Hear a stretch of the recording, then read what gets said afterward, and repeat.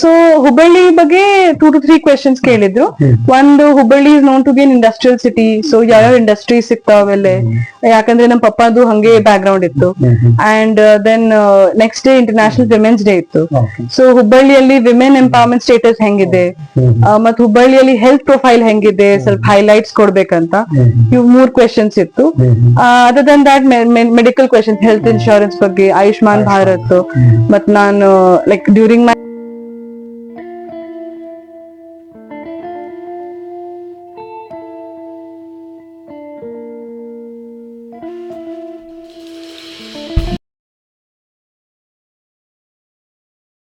ಮಾಧ್ಯಮದ ವೀಕ್ಷಕರೇ, ನಿಮ್ಗೆಲ್ಲರಿಗೂ ನಾನು ಶಿವಶಂಕರ್ ಡಿ ಮತ್ತು ನನ್ನ ಜೊತೆ ಲಿಂಗರಾಜ್ ಧಾರವಾಡ ಶೆಟ್ಟರ್ ಇವತ್ತೊಂದು ವಿಶೇಷವಾದ ಸಂದರ್ಶನ ಕಾರ್ಯಕ್ರಮಕ್ಕೆ ಸ್ವಾಗತ ಮಾಡ್ತಾ ಇದ್ದೇನೆ. ವೀಕ್ಷಕರೇ, ನಿಮ್ಗೆಲ್ಲರಿಗೂ ಗೊತ್ತು, ಇತ್ತೀಚೆಗೆ PUC ಫಲಿತಾಂಶವನ್ನು ಪ್ರಕಟ ಮಾಡಲಾಯಿತು ಕರ್ನಾಟಕ ಸರ್ಕಾರದಿಂದ. ಅದೇ ರೀತಿಯಾಗಿ SSLC ಬೋರ್ಡ್ ಫಲಿತಾಂಶವನ್ನು ಪ್ರಕಟ ಮಾಡಲಾಯಿತು. ಈ ಎಲ್ಲ ಪರೀಕ್ಷೆಗಳ ಮುಂಚೆ UPSC ಅಂದ್ರೆ ನಾವೇನು ಕೋವೆಟೆಡ್ ಸರ್ವಿಸಸ್ ಅಂತ ಹೇಳ್ತೀವಿ, ಇಂಡಿಯನ್ ಅಡ್ಮಿನಿಸ್ಟ್ರೇಟಿವ್ ಸರ್ವಿಸ್ ಆಗಿರ್ಬೋದು, IPS ಆಗಿರ್ಬೋದು, ಇತರೆ ಬೇರೆ ಸೆಂಟ್ರಲ್ ಗವರ್ಮೆಂಟ್ ಸರ್ವಿಸಸ್ ಆಗಿರ್ಬೋದು, ಆ ಒಂದು ಪರೀಕ್ಷೆಯ ರಿಸಲ್ಟ್ ಅನ್ನು ಕೂಡ ಅನೌನ್ಸ್ ಮಾಡಲಾಗಿದೆ. ನಿಮ್ಮಲ್ಲಿ ಹಲವಾರು ಜನರಿಗೆ ಗೊತ್ತಿರಬಹುದು, ಬಹಳಷ್ಟು ಜನ, ಲಕ್ಷದಷ್ಟು ಜನ ಭಾರತದಾದ್ಯಂತ ಪರೀಕ್ಷೆಯನ್ನ ಬರೀತಾರೆ. ಅದರಲ್ಲಿ ಕೆಲವು ಜನ ಮಾತ್ರ ಸರ್ವಿಸಸ್ಗೆ ಆಯ್ಕೆಗೊಳ್ತಾರೆ. ಎಷ್ಟು ಪ್ರೆಸ್ಟೀಜಿಯಸ್ ಸರ್ವಿಸ್ ಅದು ನಿಮ್ಗೆಲ್ಲರಿಗೂ ಗೊತ್ತು, ಇಂಡಿಯನ್ ಅಡ್ಮಿನಿಸ್ಟ್ರೇಟಿವ್ ಸರ್ವಿಸ್ ಆಗಿರ್ಬೋದು, ಇತರೆ ಸರ್ವಿಸ್ ಆಗಿರ್ಬೋದು. ಅಂತ ಒಂದು ಪರೀಕ್ಷೆಯಲ್ಲಿ ನಮ್ಮ ಹುಬ್ಬಳ್ಳಿಯ ಬಾಲಕಿ ಡಾಕ್ಟರ್ ಆದಂತ ಡಾಕ್ಟರ್ ಇಶಿತಾ ಸಿಂಗ್ ಅವರು ಆಯ್ಕೆಗೊಂಡಿದ್ದಾರೆ. ಅವರು ಇಡೀ ಭಾರತಕ್ಕೆ 206ನೇ ರ್ಯಾಂಕ್ ಅನ್ನು ಪಡೆದಿದ್ದಾರೆ. ಅವರು ಬಾಲ್ಯದಲ್ಲಿ ಇದೇ ನಮ್ಮ ಹುಬ್ಬಳ್ಳಿಯಲ್ಲಿ ಇರ್ತಕ್ಕಂಥ ಕೇಂದ್ರೀಯ ವಿದ್ಯಾಲಯ ನಂಬರ್ 1 ನಲ್ಲಿ ಅಧ್ಯಯನ ಮಾಡಿ, ನಂತರ ಗ್ಲೋಬಲ್ ಕಾಲೇಜ್ ನಲ್ಲಿ PUC ಮಾಡಿ, ಹುಬ್ಬಳ್ಳಿಯ ಗ್ಲೋಬಲ್ ಕಾಲೇಜ್ ನಲ್ಲಿ PUC ಮಾಡಿ, ನಂತರ ಹುಬ್ಬಳ್ಳಿಯಲ್ಲಿಯೇ ಇರತಕ್ಕಂಥ KMCRI ನಲ್ಲಿ ತಮ್ಮ MBBS ಪದವಿನ ಡಿಸ್ಟಿಂಕ್ಷನ್ ಜೊತೆಗೆ 2023ರಲ್ಲಿ ಕಂಪ್ಲೀಟ್ ಮಾಡಿ, ಅವರ ಅಜ್ಜನವರ ಕೃಪೆಯಿಂದ, ಅವರ ಅಜ್ಜನವರ ಆಶೀರ್ವಾದದಿಂದ, ಅವರ ಅಜ್ಜನವರ ಒಂದು ಸ್ಫೂರ್ತಿಯಿಂದ ಅವರು IAS ಪರೀಕ್ಷೆಯನ್ನ ಬರೀತಾರೆ. ನಿಮ್ಗೆ ಆಶ್ಚರ್ಯ ಆಗ್ಬೋದು, ಮೊದಲನೇ ಅಟೆಂಪ್ಟ್ ನಲ್ಲೇ ಅವರು 206ನೇ ರ್ಯಾಂಕ್ ಅನ್ನ ಪಡೆದು ಆಯ್ಕೆಯಾಗಿದ್ದಾರೆ. ಬನ್ನಿ ನಮ್ಮ ಜನ ಕನ್ನಡ ಮಾಧ್ಯಮ ವತಿಯಿಂದ ಅವರಿಗೆ ಹಾರೈಸುತ್ತಾ ಅವರ ಸಂದರ್ಶನ ಮಾಡೋಣ. ನಮಸ್ಕಾರ ಇಶಿತಾ ಸಿಂಗ್ ಅವರೇ. ಮೊದಲನೇದಾಗಿ ನಮ್ಮ ಜನ ಕನ್ನಡ ಟಿವಿ ಮಾಧ್ಯಮದ ವತಿಯಿಂದ ತಮಗೂ ಹಾಗೂ ತಮ್ಮ ಕುಟುಂಬದ ಎಲ್ಲ ಸದಸ್ಯರಿಗೂ ಕೂಡ ಶುಭವನ್ನು ಹಾರೈಸ್ತಾ ಇದ್ದೇವೆ, ತಾವು IAS ಪರೀಕ್ಷೆಯಲ್ಲಿ ಪಾಸ್ ಆಗಿದ್ದಕ್ಕಾಗಿ. Thank you very much. ತಮ್ಮ ಕುರಿತು, ತಮ್ಮ ಬಾಲ್ಯದ ಕುರಿತು ಕೆಲವು ಮಾತುಗಳನ್ನು ಹೇಳುವುದಾದ್ರೆ? ನಾವು ಆಕ್ಚುಲಿ ಇರೋದು ಜಮ್ಶೇದ್ಪುರ್, ಜಾರ್ಖಂಡ್ ಇಂದ. ಮೂಲ ಜಮ್ಶೇದ್ಪುರ ಅಲ್ಲಿಂದ. ಬಟ್ ನಮ್ಮ ಪಪ್ಪ ಅವರು ಅರೌಂಡ್ 28 years ಬ್ಯಾಕ್ ಹುಬ್ಬಳ್ಳಿಯಲ್ಲಿ ಬಂದು ಬಿಸ್ನೆಸ್ ಸೆಟ್ ಮಾಡಿದ್ರು. ಸೊ ನಮ್ ರೇಸಿಂಗ್ ಸ್ಕೂಲಿಂಗ್ ಎಲ್ಲ ಇಲ್ಲೇ ಆಗಿರುತ್ತು. ಸ್ಕೂಲಿಂಗ್ ನಮ್ ಮುಗಿದ್ದು ಫ್ರಮ್ ಕೇಂದ್ರೀಯ ವಿದ್ಯಾಲಯ ನಂಬರ್ 1 ರಾಜನಗರ್ ಹುಬ್ಳಿ. ಅದಾದ್ಮೇಲೆ ನಾನು ಗ್ಲೋಬಲ್ PU ಸೈನ್ಸ್ ಕಾಲೇಜ್ ಅಲ್ಲಿ ಮುಗಿಸಿದ್ದೆ. ಆಫ್ಟರ್ ದಟ್ ನಾನು ನೀಟ್ ಬರ್ದಿದ್ದೆ. ಅದರಲ್ಲಿ I had secured all India rank 812 and state rank 30, based on which ನಾನು Karnataka medical college and research institute Hubballi choose ಮಾಡಿದ್ದೆ. MBBS ನಂದು 2023 ಏಪ್ರಿಲ್ ಅಲ್ಲಿ ಮುಗೀತು. ಅದಾದ್ಮೇಲೆ ಜೂನ್ 2023 ಇಂದ ನಾನು UPSC ಇದು ಪ್ರಿಪರೇಷನ್ ಸ್ಟಾರ್ಟ್ ಮಾಡಿದ್ದೆ ಅಂಡ್ 2024 ಫಸ್ಟ್ ಅಟೆಂಪ್ಟ್ ಬರ್ದಿದ್ದೆ ನಾನು. ಡಾಕ್ಟರ್ ಇಶಿತಾ ಅವರೇ, ಸಾಮಾನ್ಯವಾಗಿ ಜನರಲ್ಲಿ ಏನೊಂದು ನಂಬಿಕೆ ಇರುತ್ತೆ ಅಂತಂದ್ರೆ, IAS ಅಂತ ಪರೀಕ್ಷೆಗಳನ್ನು ಬರೀಬೇಕಂತಂದ್ರೆ ಕೋಚಿಂಗ್ ತಗೊಳ್ಬೇಕು, ಆಫ್ಲೈನ್ ಕೋಚಿಂಗ್ ಅಂತೆಲ್ಲ ಇರುತ್ತೆ. ನಮ್ಗೆ ಗೊತ್ತಾಯ್ತು ನೀವು ಆತರ ಏನು ಯಾವುದೇ ಆಫ್ಲೈನ್ ಕೋಚಿಂಗ್ ಅನ್ನ ಪಡೆದಿಲ್ಲ ಅಂತ, ಅದ್ರ ಕುರಿತು ಹೇಳೋದಾದ್ರೆ? ಆಕ್ಚುಲಿ ನಾನ್ ಬಹಳಷ್ಟು ಮಂದಿ ಕೋಚಿಂಗ್ ತಗೊಳಂಗಿಲ್ಲ, ಕಂಪ್ಲೀಟ್ಲಿ ಸೆಲ್ಫ್ ಸ್ಟಡಿ ಯೂಸ್ ಮಾಡಿ ಮಾಡ್ತಾರೆ. Like couple of my friends have done that. ನನಗೇನಿತ್ತು, ನಾನು ಆಸ್ ಅರ್ಲಿ ಆಸ್ ಪಾಸಿಬಲ್ ಮುಗಿಬೇಕಂತ, ಎಕ್ಸಾಮ್ ಕ್ಲಿಯರ್ ಮಾಡ್ಬೇಕಂತ ನನ್ ಇಂಟ್ರೆಸ್ಟ್ ಇತ್ತು. ಯಾಕಂದ್ರೆ ಆಲ್ರೆಡಿ ನನ್ ಗ್ರಾಜುಯೇಷನ್ ಮುಗ್ದಿತ್ತು, I did not have much time. And also 10th ಆದ್ಮೇಲೆ ಹ್ಯುಮ್ಯಾನಿಟೀಸ್ ಸಬ್ಜೆಕ್ಟ್ಸ್ ನಾವು ಕಾಂಟ್ಯಾಕ್ಟ್ ಅಲ್ಲಿ ಏನೂ ಇರಂಗಿಲ್ಲ ನಮ್ದು. ಸೊ ಅದರ ಸಲುವಾಗಿ ಒಂದ್ ಭಯ ಇತ್ತು that in case I study by myself, ನಾನ್ ಕವರ್ ಮಾಡ್ಲಿಕ್ಕೆ ಪ್ರಾಬ್ಲಮ್ ಆಗುತ್ತೆ, it will take a long time. ಅದಕ್ಕೆ ಕೋಚಿಂಗ್ ತಗೋಬೇಕಂತ ಅನಸ್ತು. ಬಟ್ ನಮ್ ಪಾಪ ಮಮ್ಮಿ ಡೆಲ್ಲಿ ಹೋಗಿ ಬಂದಿದ್ರು in case I have to go to Delhi. But then later on ಏನ್ ನಾವ್ ಮಾಡಿವಿ, ಮನೆಯಲ್ಲಿ ಎಲ್ಲ ಮಮ್ಮಿ ಪಪ್ಪ ಕೇರ್ ಮಾಡಕ್ ಇರ್ತಾರೆ, ಎಲ್ಲ ಊಟನೂ ಚಲೋ ಇರ್ತೈತಿ, ಸೊ ಹೆಲ್ತ್ ಇಶ್ಯೂಸ್ ಆಗಿರಂಗಿಲ್ಲ. ಸೊ ಅದರ ಸಲುವಾಗಿ ಮನೆಯಲ್ಲಿನೇ ಇದ್ದೆ ನಾನು, ಎಲ್ಲ preparation for prelims and mains. ಬರೀ ಲೈವ್ ಆನ್ಲೈನ್ ಕ್ಲಾಸಸ್ ತಗೊಂಡಿದ್ದೆ ನಾನು from Vajiram and Ravi. Post Covid ಇದು ಒಂದು ಬ್ಲೆಸ್ಸಿಂಗ್ ಆಗಿರುತ್ತೆ for students, they can stay at home and study. So ನಾನು ಅದು ತಗೊಂಡಿದ್ದೆ. ಹೌವರ್ ಇಂಟರ್ವ್ಯೂ ಸಲುವಾಗಿ 2 months ನಾನು ಡೆಲ್ಲಿ ಹೋಗಿದ್ದೆ ಫಾರ್ ಆಫ್ಲೈನ್ ಮಾಕ್ ಇಂಟರ್ವ್ಯೂಸ್, ಯಾಕಂದ್ರೆ they do better in offline one. And ನಮ್ ಇಂಟರ್ವ್ಯೂ ಡೆಲ್ಲಿಯಲ್ಲಿನೇ ಇರುತ್ತೆ, ಸೊ ಅಲ್ಲೇ ಹೋಗ್ಲೇಬೇಕು. ಕರೆಕ್ಟ್, ಯಾಕಂದ್ರೆ ಅದು ವೆದರ್ ಎಲ್ಲ ಬಹಳ ಡಿಫ್ರೆನ್ಸ್ ಇರುತ್ತೆ ನಮ್ ಕಡೆಯಿಂದ. ಸೊ ಅದಕ್ಕೆ ನಾನು ಯಾವಾಗ ಡೆಲ್ಲಿ ಹೋಗಿದ್ದೆ. Before that my entire thing test series ಇರ್ಲಿ, ಕ್ಲಾಸಸ್ ಇರ್ಲಿ ಎಲ್ಲ ಆನ್ಲೈನ್ ಇತ್ತು. And then self study mostly. So ಈಗ ಯಾವ ವಿಷಯವನ್ನ ಆಯ್ಕೆ ಮಾಡ್ಕೋಬೇಕು? ಪ್ರಿಲಿಮ್ಸ್ ಅಲ್ಲಿ ಅಂತೂ ಆಯ್ಕೆ ಪ್ರಶ್ನೆ ಬರಲ್ಲ, ಅಲ್ಲಿ ಎಲ್ಲರೂ ಬರೀಬೇಕು. ಮೇನ್ಸ್ ಬಂದಾಗ ಯಾವ ವಿಷಯಗಳನ್ನ ಆಯ್ಕೆ ಮಾಡ್ಕೋಬೇಕು ಅನ್ನೋದು ಒಂದು ಗೊಂದಲ ಇರುತ್ತೆ ವಿದ್ಯಾರ್ಥಿಗಳಿಗೆ. ನೀವು ಮೆಡಿಸಿನ್ ಮಾಡಿದ್ರಿ, ಬಟ್ ಆದ್ರೂ ಕೂಡ ನೀವು ಹ್ಯುಮ್ಯಾನಿಟೇರಿಯನ್ ಸಬ್ಜೆಕ್ಟ್ ಅಂತ ಮೆನ್ಷನ್ ಮಾಡಿದ್ರಿ. ಬಹಳಷ್ಟು ಜನ ಹ್ಯುಮ್ಯಾನಿಟೇರಿಯನ್ ಸಬ್ಜೆಕ್ಟ್ ಅನ್ನ ಆಯ್ಕೆ ಮಾಡ್ತಾರೆ. ಸೊ ಅದ್ರ ಕುರಿತು ತಾವು ಹೇಳೋದಾದ್ರೆ, ಅಫ್ಕೋರ್ಸ್ ಎಲ್ರಿಗೂ ಅವ್ರವ್ರದೇ ಚಾಯ್ಸ್ ಇರುತ್ತೆ, ಬಟ್ ನೀವೇನಾದ್ರು ಹೇಳಕ್ ಇಷ್ಟಪಡ್ತೀರಾ? ನೀವ್ ಯಾವ್ದು ತಗೊಂಡಿದ್ರಿ ಮತ್ತೆ ಬೇರೆಯವ್ರಿಗೆ ಏನ್ ತಗೊಳಕ್ಕೆ ನೀವು ಸಜೆಸ್ಟ್ ಮಾಡ್ತೀರಾ? ಹ್ಯುಮ್ಯಾನಿಟಿ ಸಬ್ಜೆಕ್ಟ್ಸ್ ಆಕ್ಚುಲಿ ಇರೋದು compulsory for the general studies subject. ನಾನು ಆಕ್ಚುಲಿ ಹೇಳಿರೋದು ಫಾರ್ ದಟ್, ಬಿಕಾಸ್ ಅದು ನನ್ ಕಾಂಟ್ಯಾಕ್ಟ್ ಇದ್ದಿಲ್ಲ. ಆಫ್ಟರ್ ಮೆಡಿಕಲ್ ಸೈನ್ಸ್ MBBS ಅಲ್ಲಿ ನಾನು ಬಹಳ ಸೀರಿಯಸ್ಲಿ ಓದ್ತಿದ್ದೆ. So and performed also well. So ಅದ್ರ ಸಲುವಾಗಿ ನಾನು ಆಪ್ಷನ್ ಅಲ್ಲಿ ಮೆಡಿಕಲ್ ಸೈನ್ಸ್ ತಗೊಂಡಿದ್ದೆ.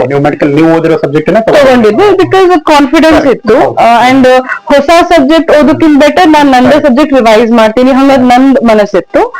ಸೊ ಅದರ್ವೈಸ್ ಬಹಳಷ್ಟು ಮಂದಿ like many MBBS pass outs also take anthropology ಮತ್ತೆ PSI ಹಂಗ್ ತಗೋತಾರ ಅವರು. That is based on interest. In case medical science syllabus ಬಹಳ ವಾಸ್ಟ್ ಇರುತ್ತೆ. ಸೊ ಅದರ ಸಲುವಾಗಿ people take small subjects like anthropology. But ನನಗೇನಿತ್ತು, ನಮ್ ಬರೀ ಮೆಡಿಕಲ್ ಸೈನ್ಸ್ ಸಿಲೆಬಸ್ ವಾಸ್ಟ್ ಇರುತ್ತೆ ಫಾರ್ ಶೋರ್. ಬಟ್ ನನಗೇನಿತ್ತು, to read 100 pages book twice thrice is better than to read a 50-page book for the first time. ಅದು ನನ್ನ thought ಇದೆ. So that is why I took medical science. However optional ತಗೊಳ್ಳೋ time ನೀವು proper ಆಗಿ think ಮಾಡ್ಬೇಕು personal ಆಗಿ. ಯಾಕಂದ್ರೆ ನಿಮ್ ಗ್ರಾಜುಯೇಷನ್ ಸಬ್ಜೆಕ್ಟ್ ಏನು, ಇಂಜಿನಿಯರಿಂಗ್ ಅಲ್ಲಿ ಕಂಪ್ಯೂಟರ್ ಸೈನ್ಸ್ ತಗೊಂಡ್ರೆ ಕಂಪ್ಯೂಟರ್ ಸೈನ್ಸ್ ಇರಂಗಿಲ್ಲ. ಸೊ ಇನ್ ದಟ್ ಕೇಸ್ ನಿಮ್ಗೆ ತಗೊಳ್ಳೇಬೇಕು some extra subject. However if you are not confident with some graduation subject, you can always take small subjects like anthropology, sociology. Interesting ಇರುತ್ತೆ ಅವರು ಅವೆಲ್ಲ subjects. R else you can take general studies related subjects like PSIR or history in case you're interested. ಯಾಕಂದ್ರೆ optional subject ಇರುತ್ತೆ, undergraduate ಮತ್ತು post graduate ಮೊದಲಿಂದ depth ಇರುತ್ತೆ ಅದರಲ್ಲಿ. So that is why it's better to think well before taking an optional subject.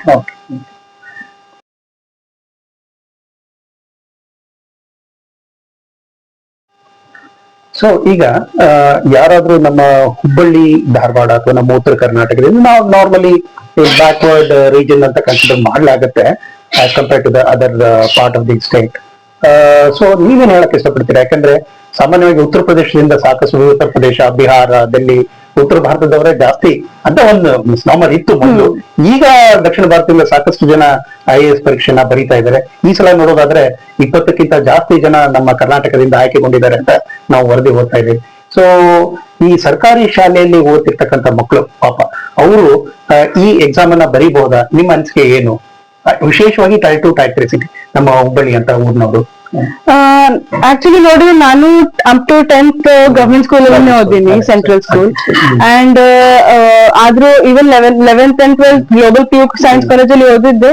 But more important for any exam, UPSC especially, self study ಹೆಂಗಿರುತ್ತೆ, ನಮ್ hard work, dedication ಮತ್ consistency more important ಇರುತ್ತೆ. So even if ಸರ್ಕಾರಿ school ಅಲ್ಲಿ ನಾವು ಓದಿವಿ, it doesn't matter. Sometimes language issue ಬರ್ಬಹುದು in case you from another medium, Kannada medium or Hindi medium ಇಂದ ಇದ್ರೆ. But still with some hard work like paper, English paper ಓದಿ, English news ನೋಡುದು, ಹಂಗೆಲ್ಲ ಮಾಡಿದ್ಮೇಲೆ ಲ್ಯಾಂಗ್ವೇಜ್ ಇಂಪ್ರೂವ್ ಆಗ್ಬಹುದು.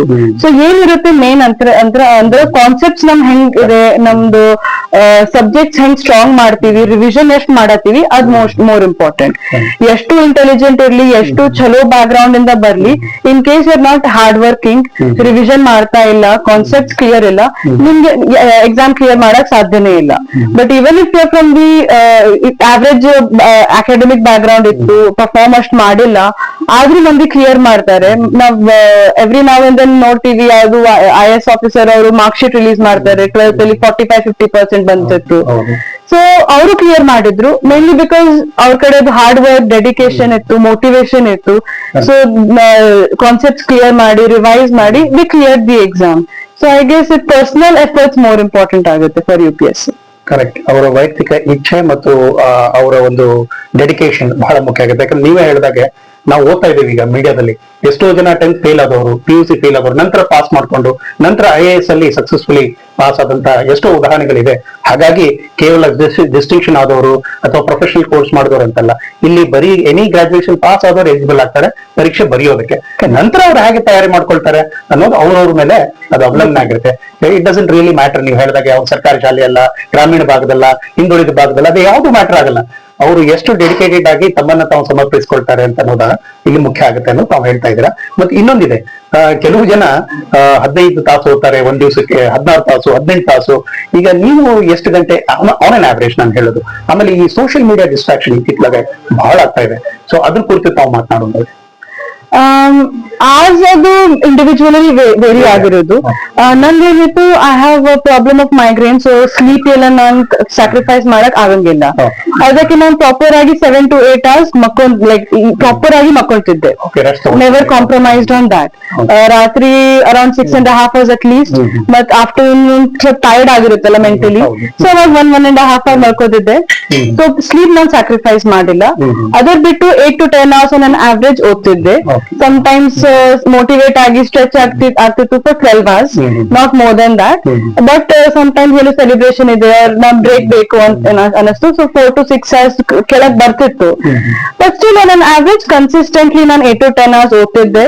ಎವ್ರಿ 15 days ನಾನು half a day break ತಗೊಳ್ತಿದ್ದೆ, like after lunch no studies.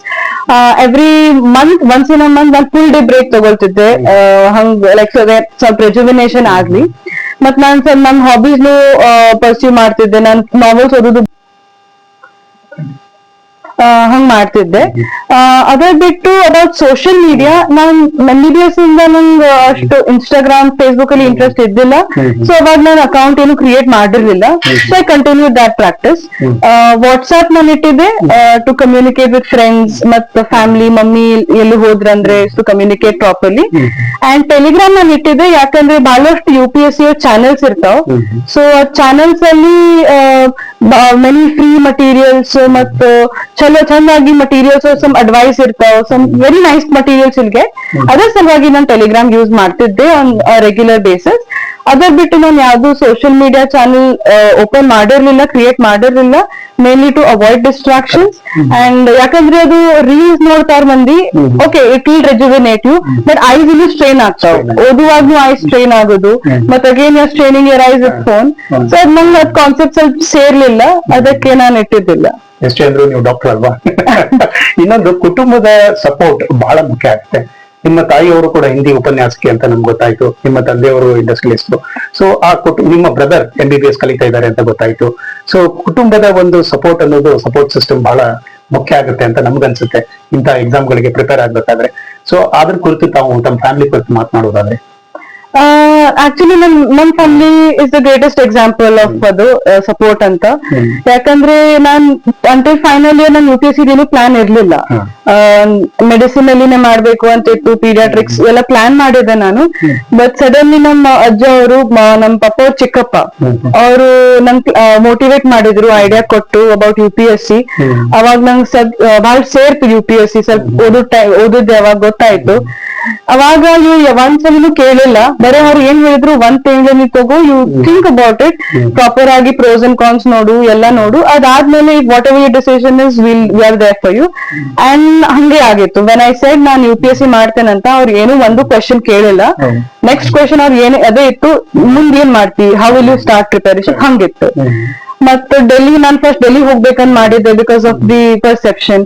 So ಹೋಗಿ ಡೆಲ್ಲಿ ಎಲ್ಲ ನೋಡಿ ಬಂದಿದ್ರು. ಮತ್ತ ಅಷ್ಟು ಸೇರ್ಲಿಲ್ಲ ಊಟದು ಮತ್ತು ರೆಸಿಡೆನ್ಸಿ ಎಲ್ಲ ಸೇರಿಲ್ಲ. ಸೊ ಎಲ್ಲ ನಾನ್ ಮನೆಯಾಗೆ ಮಾಡ್ತೀನಿ. ಸೊ ನಂಗೆ ಏನ್ ಮಟೀರಿಯಲ್ ಬೇಕು ಯಾವಾಗ್ಲೂ ಡಿಮಾಂಡ್ ಮಾಡ್ತಿದ್ದೆ, ಇಮಿಡಿಯೇಟ್ಲಿ ಕೊಡ್ತಿದ್ರು. So 100% of the times and maximum intensity ಅಲ್ಲಿ ಅವ್ರ ಸಪೋರ್ಟ್ ಇತ್ತು. ಏನು ಫ್ರಸ್ಟ್ರೇಷನ್ ಇತ್ತು ಅವ್ರ ಮೇಲೆ ವೆಂಟ್ ಮಾಡೋದು, ಅವ್ರು ಏನು ಹೇಳ್ತಿದ್ದಿಲ್ಲ ಅವಾಗ. ಮತ್ ಮೇನ್ಸ್ ಆದ್ಮೇಲೆ ಎಸ್ಪೆಷಲಿ ಡಿಸಿಷನ್ ತಗೋಬೇಕಿತ್ತು, ರಿಸಲ್ಟ್ ಆದ್ಮೇಲೆ ಏನ್ ಮಾಡ್ಬೇಕಂತ ಫಾರ್ ಇಂಟರ್ವ್ಯೂ. ಅವಾಗ ಇಮಿಡಿಯೇಟ್ಲಿ ಟಿಕೆಟ್ಸ್ ಬುಕ್ ಮಾಡಿ ಡೆಲ್ಲಿ ಹೋಗ್ಬೇಕಂತ ಡಿಸೈಡ್ ಆಯ್ತು. ಇಬ್ರು ಸೇರಿ ಡಿಸೈಡ್ ಮಾಡಿದ್ರು. ಅಂಡ್ ನನ್ ಹೆಲ್ತ್ ಇಶ್ಯೂಸ್ ಆಗ್ಬಾರ್ದಂತ ಮಮ್ಮಿ ನನ್ ಜೊತೆ ಹೋದ್ರು ಡೆಲ್ಲಿ ಫಾರ್ 2.5 months. ಸೊ ಅವ್ರ ಅಲ್ಲೇ ನಾವ್ 1 BHK ರೂಮ್ ಅಲ್ಲಿ ಇಬ್ರು ನಾವು ಎಲ್ಲಾ ಮಾಡೋದು ಎಲ್ಲ ಮಾಡ್ತಿದ್ವಿ. So I guess the entire family, ನನ್ನ ತಮ್ಮನು ಎವ್ರಿ ನಾವ್ ಅಂಡ್ ದೆನ್ ಏನು ಹೆಲ್ಪ್ ಮಾಡೋದು ಆರ್ ಸಮ್ ರೆಜುವಿನೇಷನ್ ಅಲ್ಲಿ ಹೆಲ್ಪ್ ಮಾಡೋದು ಮಾಡ್ತಿದ್ದ. ಸೊ ಫ್ಯಾಮಿಲಿ ಇಸ್ ಇಂಪಾರ್ಟೆಂಟ್ ಈ ಎಕ್ಸಾಮ್ ಅಲ್ಲಿ, ಯಾಕಂದ್ರೆ ಇರ್ಬೋದು. For sure more than half of the credit of this achievement can be given to my parents and my grandfather, ಯಾಕಂದ್ರೆ ಅವ್ರದ್ದೇ ಐಡಿಯಾ ಇತ್ತು. So family support is important, one of the most important parts.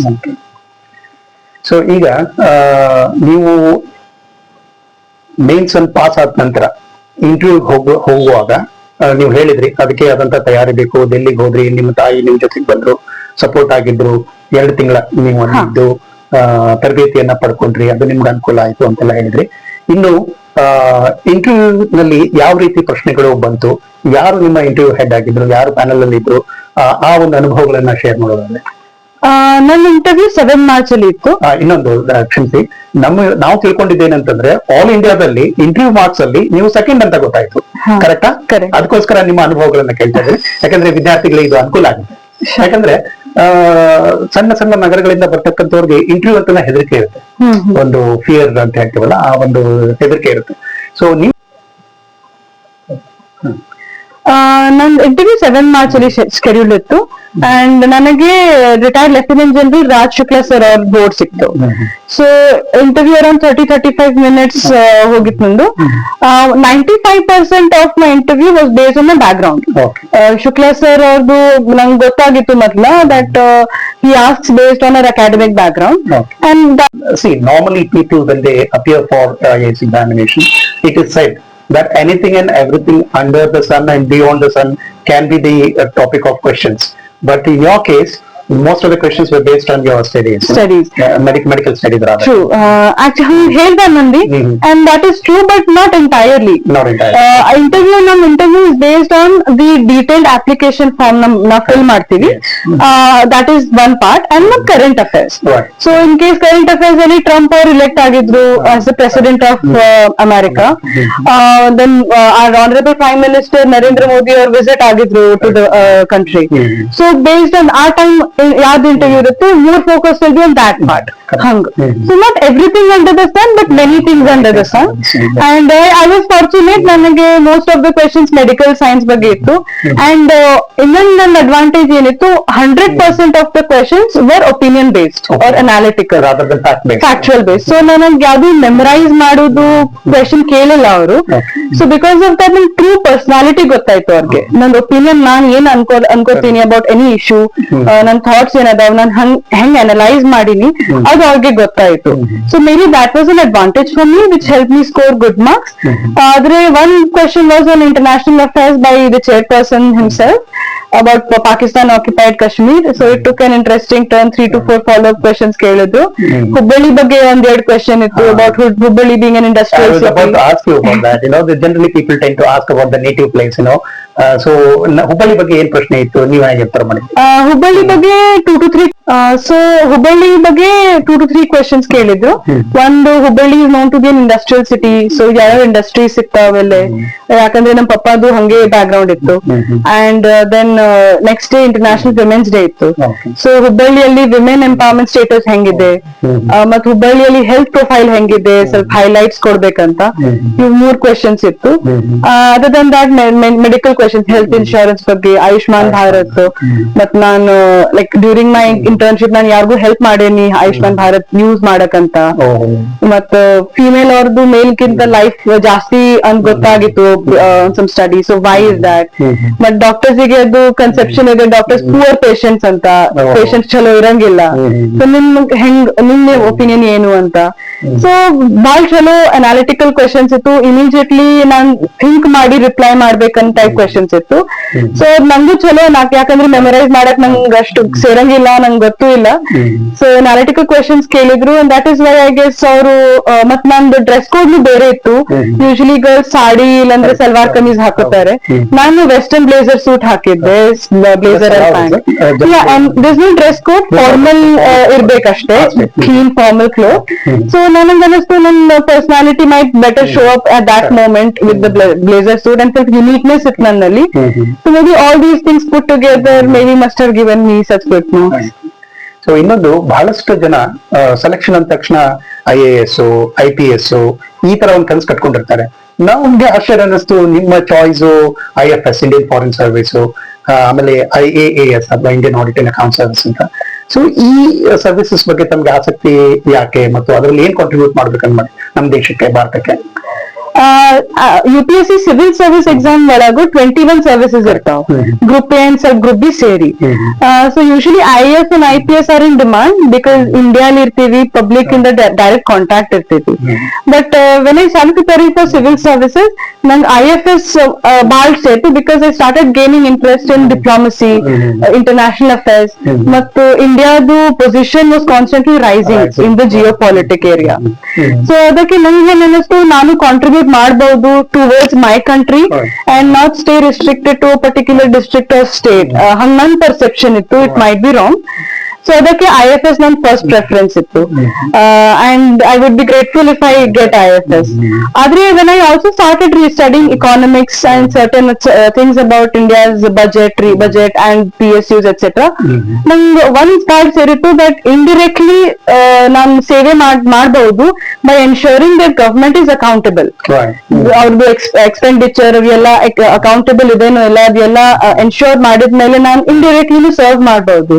And ಅದಕ್ಕೆ ನಂಗೆ Indian audit and account service ಮೇಲೆ ಸ್ವಲ್ಪ ಬಹಳ interest ಬಂತು suddenly, because cognitive ability ಬಹಳ ಯೂಸ್ ಆಗ್ಬಹುದು ಅಲ್ಲಿ. ಅಂಡ್ ನಂಗಷ್ಟು ಸ್ವಲ್ಪ ಮೈಂಡ್ ಬ್ರೇಕಿಂಗ್ ಲೈಕ್ ಟಾಸ್ಕ್ ಮಾಡೋದು ಸೇರ್ತಾವ್ ನಂಗು. ಸೊ ಅದಕ್ಕೆ these two services have been my thing of greater importance for me. And I hope I get the services I wish. So ನೀವು ಬರಲಿರುವ ದಿನಗಳಲ್ಲಿ ಒಂದು IFS ಆಗ್ಬಹುದು. If you are lucky, you get into that service. Sure. We could see you as an ambassador to the India for other countries.